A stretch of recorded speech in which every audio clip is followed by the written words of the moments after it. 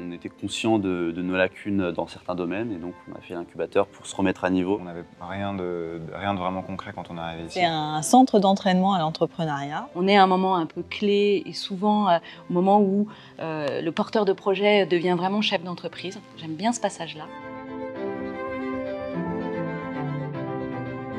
Ils rentrent, ils sont les patrons le premier jour. C'est vraiment très important. La meilleure idée du monde, si personne ne l'achète, ben, ça reste la meilleure idée du monde.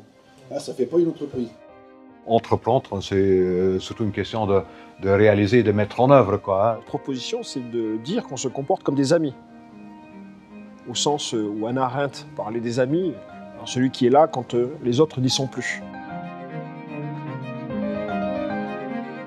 On voulait être dans un milieu très ouvert, avec de la tech, avec du service. Il y a une énorme richesse parce que les projets sont complètement différents. J'aime bien qu'il n'y ait pas que de l'IT. Ça a fait une multiplicité d'expériences qui me font, alors pour le coup pas expert, mais un explorateur avec un peu de barbe blanche.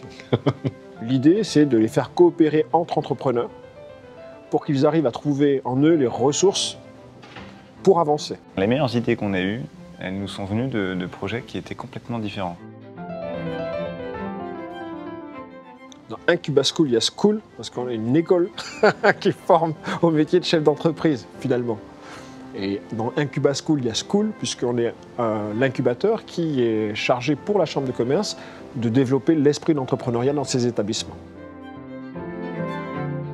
Ça passe très vite et il faut avancer. Et surtout, l'idée de l'incubateur, c'est d'accélérer le projet. 6 mois, ouais. Ça permet de créer une rareté. Affiner, peaufiner, développer, retravailler. On nous a mis quelques coups de pied aux fesses pour qu'on avance par grands bonds plutôt que par petits pas. Au bout de 6 mois, ils ont vu des clients, ils ont mis au point leurs produits, ils ont des vrais projets, ça a commencé. On cherche des gens qui ont du talent, voilà, qui nous apprennent quelque chose. 2, on cherche des gens qui sont disponibles, 100% pour leur projet, parce qu'on sait qu'il faut s'y investir complètement. Et 3, on cherche des gens qui soient sociables. C'est quoi quelqu'un de sociable? C'est quelqu'un qui accepte qu'on le critique, qui cherche à comprendre et à trouver une solution.